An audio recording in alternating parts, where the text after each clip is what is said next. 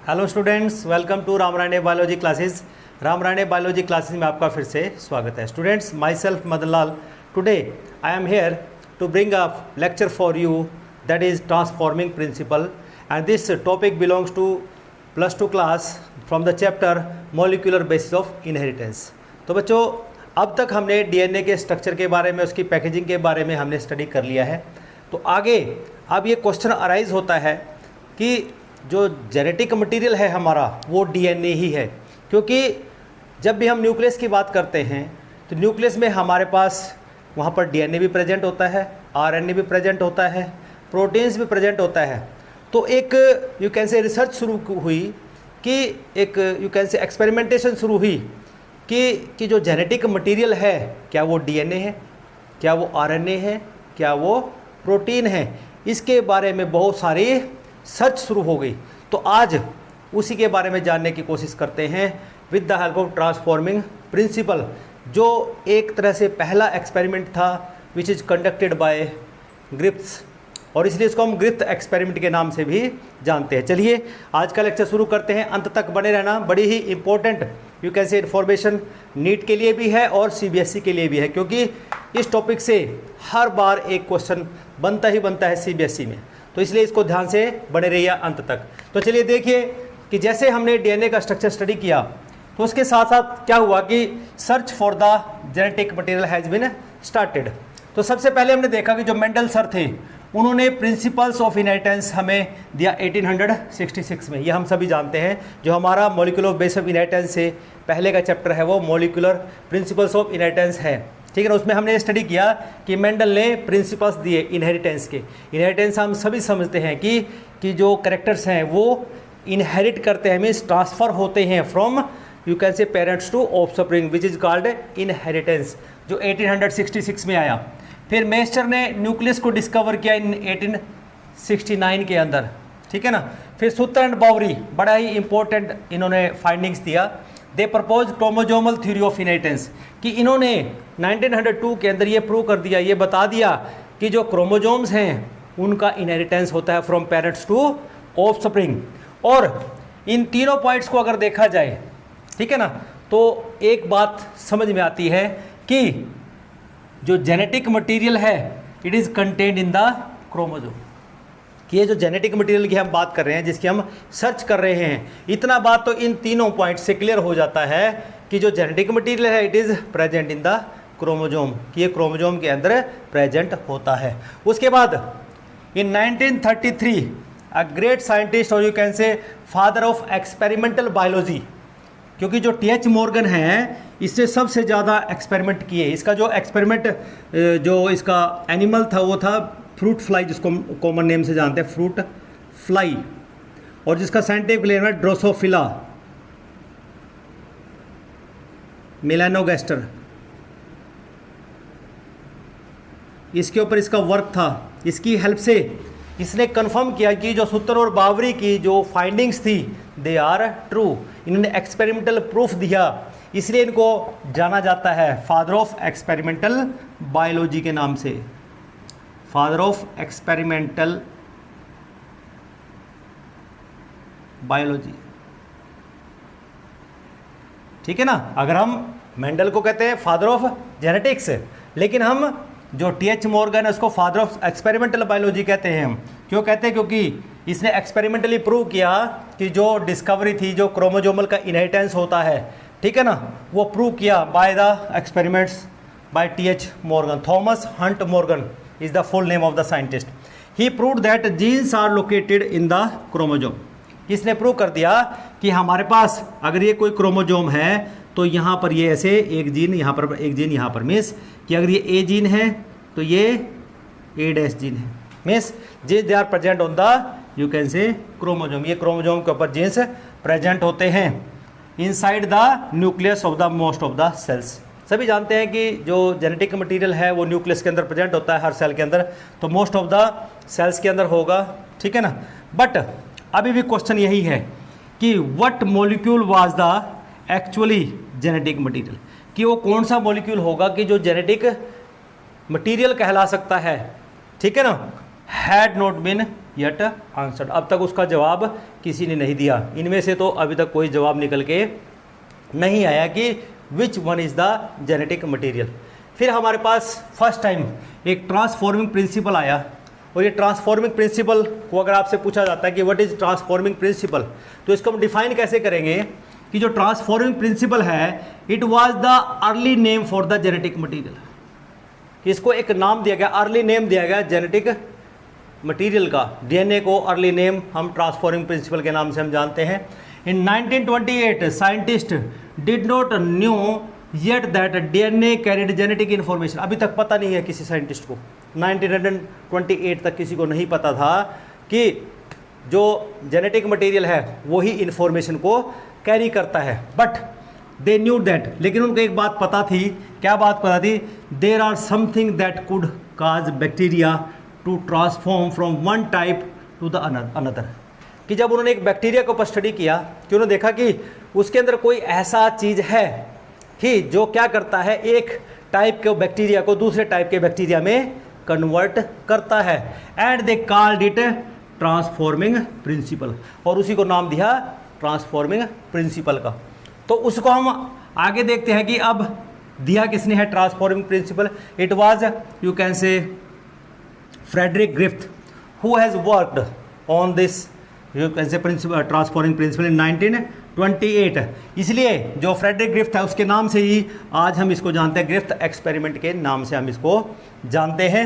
And उसने किया क्या? He selected 2 strains of the bacterium, कि 2 स्ट्रेन्स हैं हमारे पास बैक्टीरिया। बैक्टीरियम कौन सा था? स्ट्रेप्टोकोकस निमोनिया, जिसको हम क्या कह सकते हैं, डिप्लोकोकस निमोनिया उसके इक्विवेलेंट होता है। उसकी 2 स्ट्रेन इसने ली। एक स्ट्रेन है S3 स्ट्रेन और दूसरा होता है R2 स्ट्रेन। S यहाँ पर स्टैंड करता है स्मूथ के लिए, ठीक है ना, और R यहाँ स्टैंड्स फॉर द रफ, यहाँ पर रफ के लिए। मीन्स एक स्ट्रेन लिया उसने स्मूथ बैक्टीरिया का, एक स्ट्रेन लिया उसने रफ बैक्टीरिया का। ओके, तो चलिए इनको 1 बाय 1 देख लेते हैं, ये कौन से बैक्टीरिया किस तरह के हैं।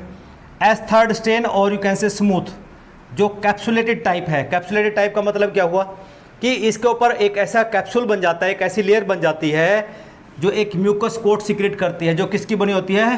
पॉलीसैकेराइड की बनी होती है, ठीक है ना। And produce smooth and shiny colonies, और जब ये रिप्रोड्यूस करते हैं तो इनसे शाइनिंग आती है, स्मूथनेस, शाइनिंग आती है। और ये जो स्ट्रेन होगा S3 स्ट्रेन, जिसको हम कह सकते हैं, जो स्मूथ स्ट्रेन होगा, ये वारुलेंट होगा। और वारुलेंट का मतलब होता है बच्चों डिसीज काजिंग होगा। क्या होगा? डिसीज काजिंग, जिसको हम कहते हैं कि इट काजिज निमोनिया, कि जो हमारे पास S स्ट्रेन है ये निमोनिया काज करता है। Okay, now come to the second strain, R2 strain. बच्चों हमारे पास R2 स्ट्रेन, जिसको हमने बोला कि रफ और नॉन कैप्सुलेटेड। नॉन कैप्सुलेटेड का मतलब यहाँ पे हुआ कि यहाँ पर वो म्यूकस कोट सीक्रेट नहीं होती, ठीक है, जो पॉलीसैकेराइड के होते हैं, तो इसलिए यहाँ पर हैज़ नो म्यूकस कोट, यहाँ पर म्यूकस कोट नहीं होती। एंड प्रोड्यूस रफ कॉलोनीज, और ये रफ कॉलोनीज ही प्रोड्यूस करता है। और दूसरा, these are non violent, non violent not causing disease, ये कोई डिसीज कॉज नहीं करता, ठीक है ना। And do not cause pneumonia, और ये निमोनिया काज नहीं करता। तो अब बात आती है कि जो ग्रिफ्थ का एक्सपेरिमेंट है वो किया कैसे। एक्चुअली इट हैज़ 4 स्टेप्स, इसमें 4 स्टेप्स आते हैं, ठीक है बच्चों।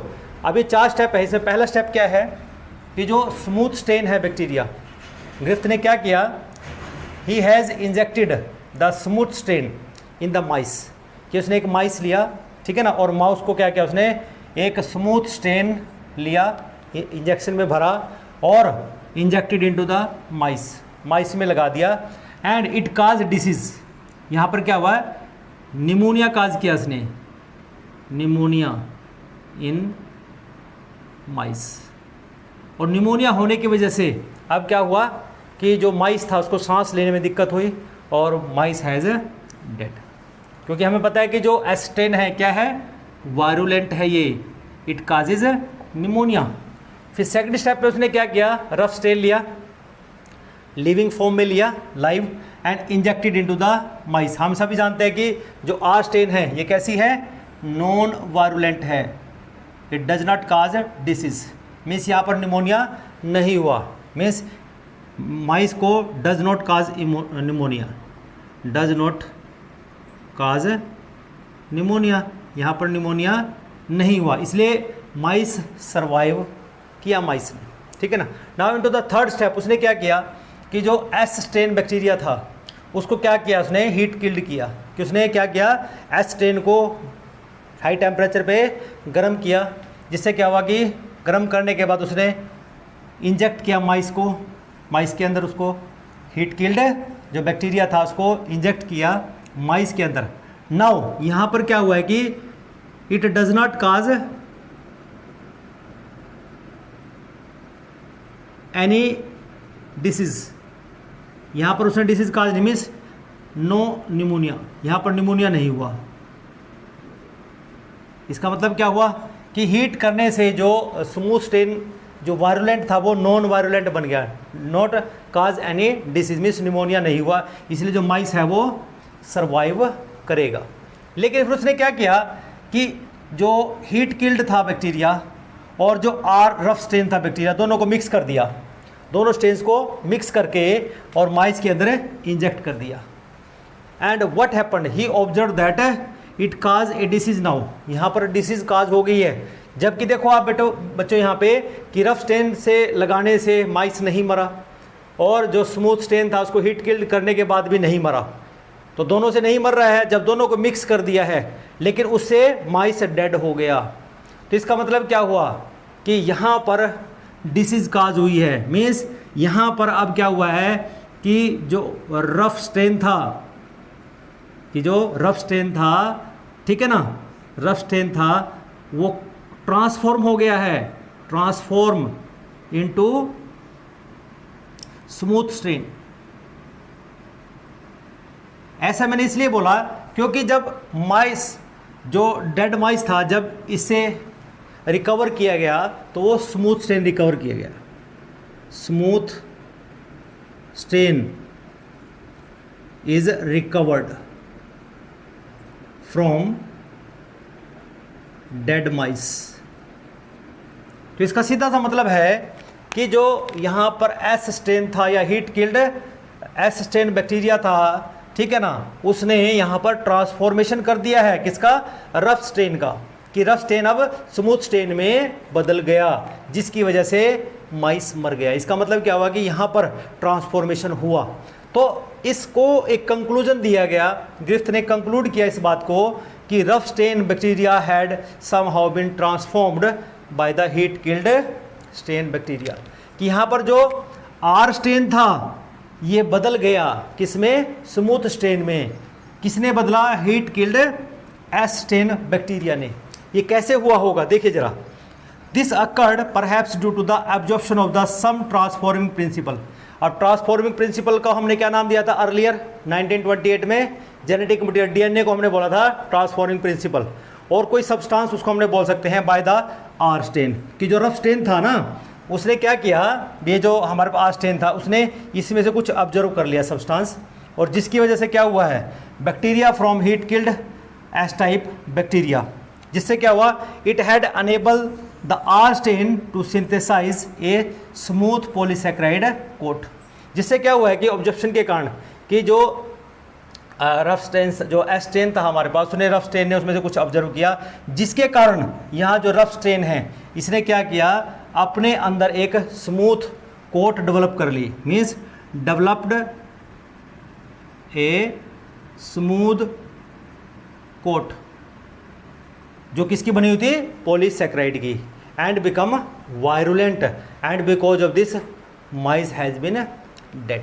तो यहाँ से बच्चों हम ये देख सकते हैं कि इसका मतलब क्या हुआ कि this must be due to the transfer of the genetic material. बी ये इसलिए हुआ कि जो heat killed S strain bacteria था उसमें से जो जेनेटिक मटीरियल था वो ट्रांसफ़र हो गया है किसमें, आर स्ट्रेन में, जिसकी वजह से क्या हुआ है कि जो रफ स्ट्रेन था उसने अपने ऊपर एक म्यूकस कोट पॉलीसैकेराइड की जनरेट कर ली and become smooth and act as a you can say virulent, जिसकी वजह से माइस डेड हुआ। तो ये था हमारे पास you can say experiment given by the Griffith. लेकिन this experiment does not able to describe the biochemical nature of the genetic material. This experiment not explain the biochemical nature of the genetic material. ये इसका एक drawback रह गया है, ठीक है ना। इस एक्सपेरिमेंट का, ग्रिफ्थ के एक्सपेरिमेंट का या ट्रांसफॉर्मिंग प्रिंसिपल जो दिया गया, उसका एक ड्रॉबैक था कि ये इस जो हम जेनेटिक मटेरियल की बात कर रहे हैं, इसके बायोकेमिकल नेचर को एक्सप्लेन नहीं कर पाया, ठीक है बच्चों।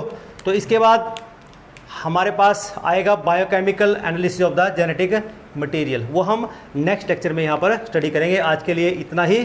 तो बच्चों, अगर आज का लेक्चर आपको अच्छा लगा हो तो मेरे चैनल को सब्सक्राइब कीजिएगा, लाइक कीजिएगा और इस इन्फॉर्मेशन को दूसरे बच्चों के साथ शेयर जरूर कीजिएगा। तो अगले लेक्चर के लिए इंतजार कीजिए। Till then have a nice day. Thank you.